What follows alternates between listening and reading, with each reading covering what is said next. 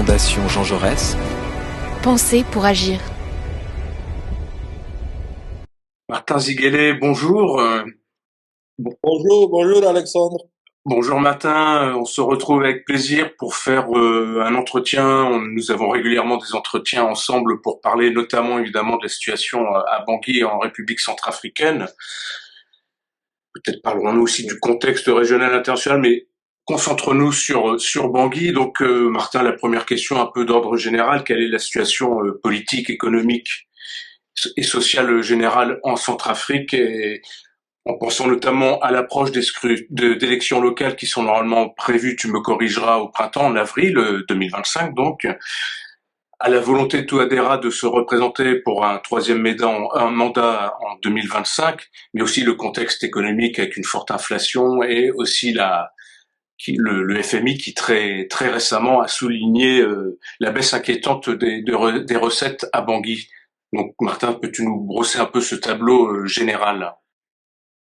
Je te remercie Alexandre et je voudrais d'abord dire merci à la Fondation Jean Jaurès pour cette fenêtre vers le monde qu'elle nous donne régulièrement, qu'elle me donne régulièrement pour m'exprimer au nom du MLPC qui est un parti de gauche en Centrafrique qui se bat depuis bientôt 46 ans parce que dans un mois nous aurons 46 ans. C'est pas courant en Afrique qu'un parti politique qui n'est pas au pouvoir puisse tenir pendant 46 ans. Ça veut dire que quelque part nous répondons aux aspirations de nos compatriotes. Donc bonne année à tous ceux qui nous écoutent. Il n'est pas tard pour le souhaiter. Et je voudrais commencer justement par le sort des Centrafricains.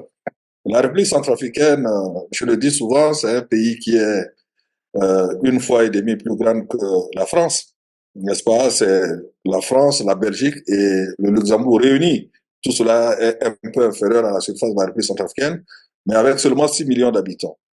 Beaucoup de potentiel, mais une population parmi les plus pauvres du monde, parce que nous sommes 189e pays sur 190 sur l'indice de développement humain. Donc nous avons 67% de personnes qui vivent en deçà du seuil de pauvreté et près de 73% de personnes qui sont sous-alimentées. Ça vous donne l'étendue des problèmes, des défis de gouvernance, des problèmes de gouvernance dans ce pays. Et comme tu l'as soulevé tantôt, l'année passée, en fin d'année, le pays a essayé de conclure la troisième revue avec le Fonds monétaire international, mais elle n'a pas pu donner suite parce que tout simplement le pays a multiplié par 2 le prix des hydrocarbures, confié le monopole de l'importation des hydrocarbures pour ce pays enclavé à une société qui n'est même pas formalisée sur le plan national, et les prix ayant augmenté et les recettes de la fiscalité pétrolière ayant baissé, le FMI a finalement compris que dans ce pays, il y a des déperditions de ressources qui sont rares par définition partout, n'est-ce pas, du fait d'une gouvernance, comme je l'ai dit, extrêmement mauvaise et décriée. Et donc, le programme est quasi suspendu aujourd'hui, ce qui donc met une pression énorme sur une population, comme je le disais tantôt, qui vit déjà vraiment sous le seuil de pauvreté dans sa très grande majorité. C'est-à-dire 2 Centrafricains sur 3 vivent en fait. Et nous qui sommes ici au pays et qui vivons au sein de la population, la misère, c'est pas simplement des indicateurs économiques, c'est ce que nous vivons tous les jours. Beaucoup de décès, beaucoup de maladies, beaucoup de famines, beaucoup de personnes qui demandent de l'aide, beaucoup de personnes qui sont complètement désespérées, des enfants déscolarisés, le chômage des jeunes, etc. C'est ce que nous vivons quotidiennement au-delà des indicateurs économiques. Et 2025 également, comme tu l'as souligné aujourd'hui, c'est une année électorale. Et il y aura cette année, au mois de juillet, si le calendrier tient, les premières élections locales, c'est-à-dire municipales et régionales en République centrafricaine, en réalité depuis l'indépendance. Parce que la dernière fois où on a été convoqué pour des élections locales, c'était en 1986. Et il y a seulement eu le premier tour, les élections n'ont pas abouti, et ça s'est arrêté au premier tour. Donc, depuis, il n'y a plus eu de reprise de cette expérience. Donc, c'est la première fois depuis l'indépendance. Et moi qui te parle à mon âge, c'est la première fois que je verrai se dérouler des élections locales dans mon pays. Et c'est pour ça que je ne sais même pas comment les choses vont se dérouler concrètement. Et en décembre il y aura un double scrutin, et les législatives et les présidentielles. À ces élections, le président Touadéra ne devrait pas se présenter, puisque la constitution sous laquelle il a été élu lui interdit d'avoir plus de 2 mandats de 5 ans. Mais naturellement, avec l'aide des Wagner et avec l'aide des Russes, n'est-ce pas, il a fait modifier la constitution à la hussarde. J'en ai longuement parlé lors de mon dernière entrevue sur votre structure. Et donc, nous sommes dans cette situation et les partis politiques réunis au sein d'un regroupement qui s'appelle le Bloc républicain pour la défense de la Constitution du 30 mars 2016 et dont je suis le porte-parole, nous continuons à demander un dialogue politique parce que nous sommes des républicains, nous sommes des démocrates, nous sommes respectueux de la loi et de l'ordre. Nous continuons à demander un dialogue politique pour mettre à plat cette question d'inclusivité, cette exigence, j'allais dire, d'inclusivité des élections. Pourquoi inclusivité? Mais tiens-toi bien, aujourd'hui, en 2025, ceux qui ont rédigé cette constitution en secret avant de le présenter à la population ont introduit une notion qui s'appelle la centrafricanité d'origine. C'est-à-dire, pour être candidat aux élections présidentielles, non seulement ne faut pas avoir une double nationalité ou plusieurs nationalités, mais en plus, il faut être centrafricain d'origine. Et ils définissent les centrafricains d'origine comme des centrafricains qui sont nés de parents eux-mêmes centrafricains. Or, au titre du droit international, la République centrafricaine n'existait pas avant 1960. Donc, et comment on vérifie si vos parents doivent être des centrafricains d'origine? Mais ça veut dire que vos grands-parents doivent être des centrafricains d'origine. Et qui vérifie cela? Puisque l'état civil n'existait pas. Donc, c'est une constitution complètement surréaliste et kafkaïenne et qui divise le peuple. Et la structure de préparation des élections également, l'autorité nationale des élections, fonctionne comme un appendice, comme une administration du pouvoir. Et nous ne pouvons pas accepter d'aller à des élections dans ces conditions. Le secrétaire général adjoint des Nations Unies chargé du maintien des opérations de la paix est arrivé en Centrafrique. Le Bloc républicain pour la défense de la Constitution l'a rencontré pour lui expliquer que la République centrafricaine n'est pas un pays post-conflit, c'est un pays qui est encore en conflit, puisque sur le terrain, il y a des escarmouches, il y a des situations d'insécurité, il y a des massacres, il y a des événements tout le temps. Donc, on ne peut stabiliser un pays, ce qui est la mission des Nations Unies, qu'en s'appuyant sur des forces politiques républicaines et qui vont contribuer donc à faire en sorte que l'État se normalise et que l'État fonctionne normalement.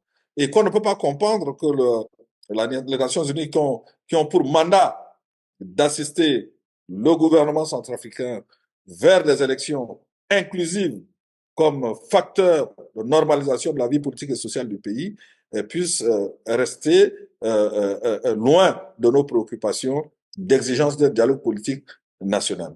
Nous avons également insisté sur le fait que nous ne demandons pas des faveurs, nous demandons un juge impartial. Et nous avons cité l'exemple du Ghana et du Sénégal, où il y a eu des élections où les perdants ont eux-mêmes reconnu et félicité les vainqueurs. Nous voulons arriver à ce système-là parce que si on parle de souveraineté du peuple, c'est aussi le respect de l'expression du suffrage universel. Tant que nous ne sommes pas d'accord sur ce minimum, on ne peut pas parler de république, on ne peut pas parler de démocratie et l'opposition se réserve le droit, dans ce cas-là, de s'abstenir de participer à des élections en trompe-l'œil qui cherchent juste à cocher des cases et à dire, à montrer à la communauté internationale que nous avons respecté ceci, nous allons faire ça, alors qu'au fond, c'est uniquement de l'arnaque et de l'escroquerie politique. Donc, nous avons dit que nous n'allons pas jouer ce jeu-là.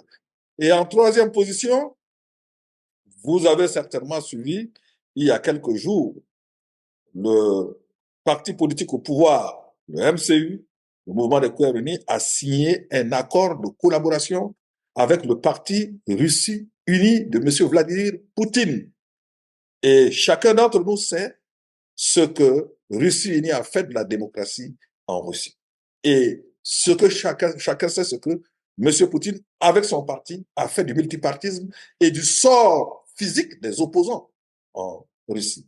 Chacun sait ce que la Russie unie a inspiré au pouvoir pour faire de ce qu'on appelle des élections en Russie.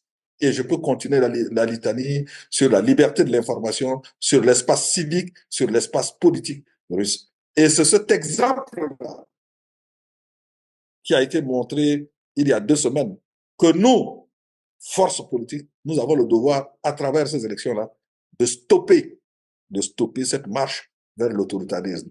C'est-à-dire, le modèle politique est désormais clair.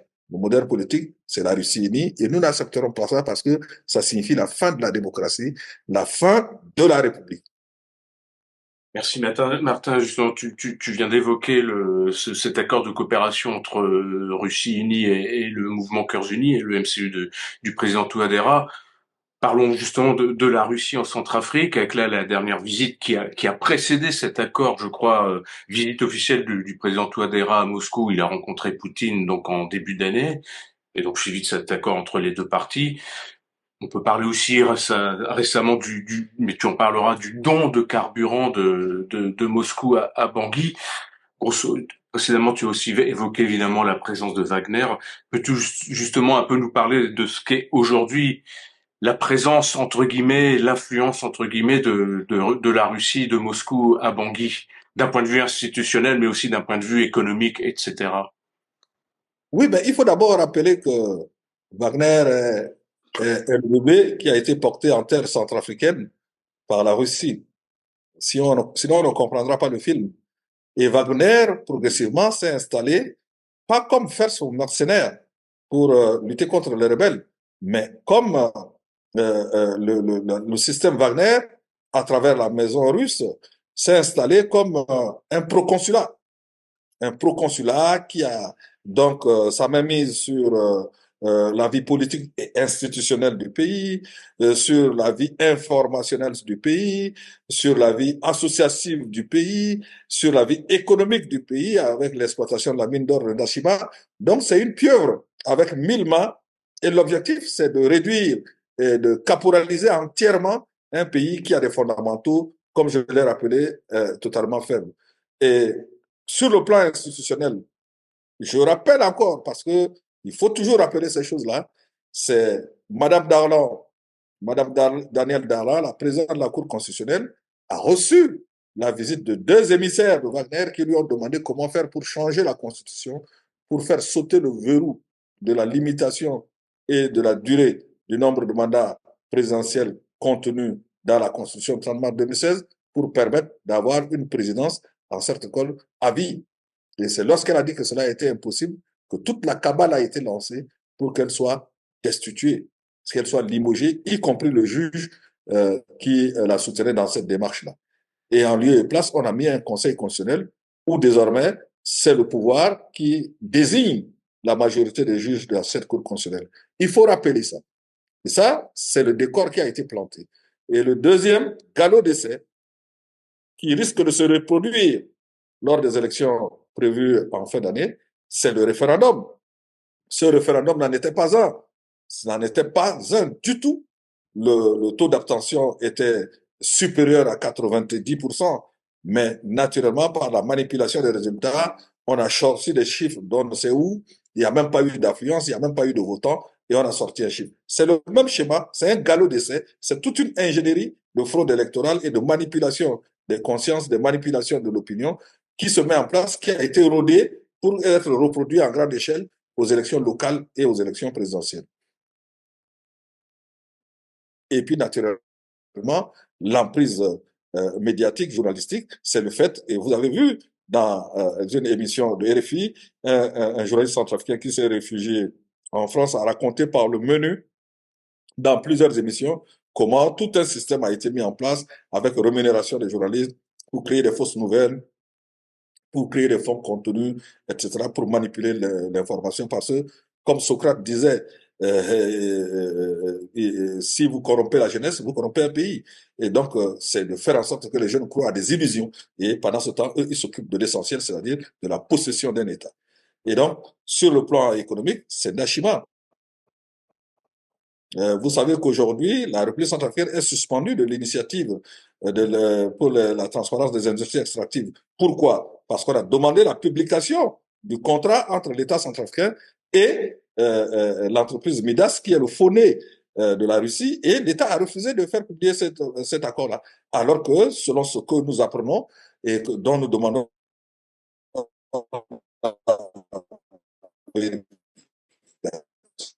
conditions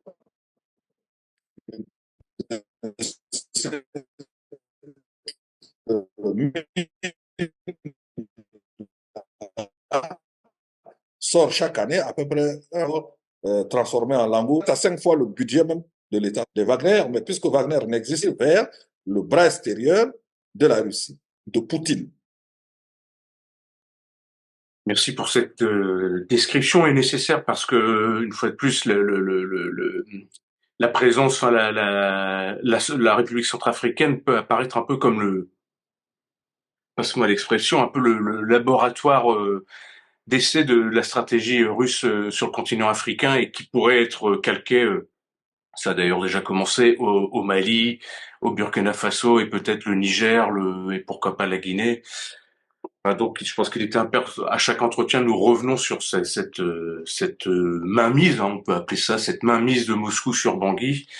Alors face à cette description sombre, inquiétante de la situation à Bangui, enfin en République centrafricaine, Martin, qu'est-ce que pourrais-tu attendre et quel appel lances-tu auprès des instances régionales, continentales, je pense à l'Union africaine, mais aussi plus largement la communauté internationale? Oui, d'abord, je lance un appel à mes propres compatriotes parce que je suis à Bangui, je suis président d'un parti politique populaire, d'essence populaire, c'est-à-dire le MLPC se base sur les plus faibles, sur le peuple. Je rappelle pour ceux qui ne le savent pas que le MLPC a été créé dans les mouvements de lutte contre la destitution de Bokassa, qui avait transformé ce pays en empire. De but en c'est dans le mouvement de lutte contre l'empire que le MLPC a été créé. Nous sommes un parti de lutte. Donc notre première force, c'est le peuple. Nous essayons avec très peu de moyens, avec de bouts de ficelle, nous essayons de nous organiser pour rester en contact communicationnel avec le peuple à travers nos structures, nos fédérations, nos sous-fédérations, nos unions fédérales, nos sections et nos cellules. Et grâce aux technologies de l'information que nous avons aujourd'hui, même si elle est parcellaire, même si elle n'atteint pas tout le monde, mais aussi par la participation, ma participation et celle des autres camarades sur les radios, parce qu'on écoute beaucoup la radio en Afrique, n'est-ce pas? Nous essayons d'expliquer aux uns et aux autres que la libération de notre pays de l'emprise de ce néocolonialisme-là ne viendra que du fruit de notre lutte. Et aujourd'hui, la manifestation de notre lutte se fera par la participation à tout événement à caractère électoral pour au moins que les conditions de transparence soient garanties, je m'empresse de le dire, pour essayer de rééquilibrer les choses et puis d'accéder aux affaires et puis d'imprimer d'autres cours à l'histoire de notre pays.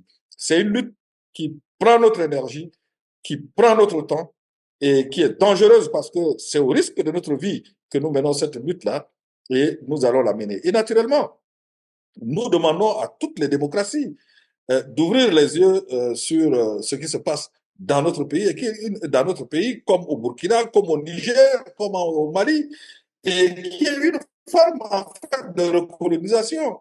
C'est-à-dire, c'est comme quelque chose qui pousse sur de l'humus. C'est-à-dire, il y a eu tellement de dégâts sociaux, c'est-à-dire, il y a eu tellement de frustration sur le plan du développement, du bien-être, etc., que la jeunesse est prête à tout, parce qu'elle pense que la solution, ce sont ces raccourcis idéologiques, c'est prêt à porter qui leur sont vendus, la haine de l'autre, l'exclusion, la xénophobie, etc. Et nous, progressistes, démocrates, sociodémocrates, nous nous battons comme Daniel dans la fosse au lion pour essayer d'expliquer aux uns et aux autres que la voie de la facilité, ce n'est pas la voie du progrès et du bien-être pour tous. Donc, il faut revenir aux fondamentaux de liberté, de justice et de travail et surtout de répartition équitable des fruits du travail dans un environnement sain et pour tout le monde, pour que nous puissions faire avancer les causes de notre pays. Donc nous demandons et aux partis politiques et aux organisations qui partagent ces valeurs-là, qui sont des valeurs de progrès, des valeurs de justice, des valeurs de et des valeurs de démocratie, de nous aider dans cette démarche. Nous saluons la fenêtre que la Fondation Jean Jaurès, qui est une fondation de progrès, cette fenêtre qu'elle nous donne, qu'elle nous permet d'avoir pour expliquer aux uns et aux autres que, avec l'arrivée des régimes autoritaires les régimes de droite, les régimes durs, les régimes xénophobes, les régimes égoïstes comme ce que nous voyons dans l'hémisphère nord, mais pas seulement, et aussi sur le continent africain, l'arrivée de ces discours à sens unique, de ces discours sûrs de soi, de ces discours de riches, en fait, de personnes qui pensent que les plus faibles doivent être écrasés davantage, etc., etc. Et dans cette configuration-là, dans ce monde-là qui est dangereux, comme disait Gramsci, nous assistons manifestement à la fin du monde, mais nous ne savons pas quel sera le prochain scénario. Et entre les deux, c'est un chaos idéologique, n'est-ce pas? Et nous espérons qu'il y a encore des forces, il y a des structures, il y a des associations, il y a des structures qui se disent que, attention, quelque part au cœur de l'Afrique, il y a des femmes, des hommes, des jeunes, des vieux, des pauvres, des agriculteurs, des paysans, des ouvriers, des enseignants, des modestes fonctionnaires qui se battent pour faire de leur pays un espace de paix et de liberté et qu'ils méritent au moins notre attention. Eh bien, Martin, espérons que ton appel et ton combat puissent être entendus, relayés et soutenus. En tous les cas, avec ces moyens, la Fondation entend y contribuer. Martin, merci pour ton analyse claire, précise et combative. Et donc, t'encourageons et te soutenons. Et j'espère pouvoir renouveler cet exercice d'ici peu. Bon courage et un grand merci, Martin. Merci et naturellement, vous savez que il y a un adage en Afrique qui dit qu'on ne jette de pierre que sur un arbre qui porte des fruits. Et depuis un an, nous faisons face à une tentative ou à plusieurs tentatives de pouvoir de diviser le MLPC. Mais nous avons la justice, nous avons le droit, nous avons les militants et nous avons les statuts et les règlements intérieurs de notre côté. Nous avons initié nous-mêmes une procédure judiciaire contre ces dissidents-là. Les affaires sont pendantes parce qu'il y en a plusieurs. Et nous saluons l'engagement des démocrates centrafricains, dont certains, dont un avocat qui a décidé de se constituer pour nous gratuitement, pour nous défendre, pour nous aider à faire en sorte que la justice, qui est le dernier rempart de la République, puisse avoir le dernier mot, parce que nous n'avons pas la force de combattre qui que ce soit. Et d'ailleurs, nous n'avons pas l'intention de combattre qui que ce soit. Notre combat, c'est contre l'ignorance. Notre combat, c'est contre l'autocratie. Notre combat, c'est pour le bien-être des Centrafricains. Notre combat, c'est pour la République dont les fondateurs du MLPC ont payé le prix du sang pour que cela devienne une réalité dans ce pays-là. Et nous sommes dans la tradition de ce combat, du combat de Georges Jaurès, du combat de la lumière contre l'obscurité et l'obscurantisme. Merci beaucoup, Martin. C'est moi qui te remercie. Et merci encore à la Fondation.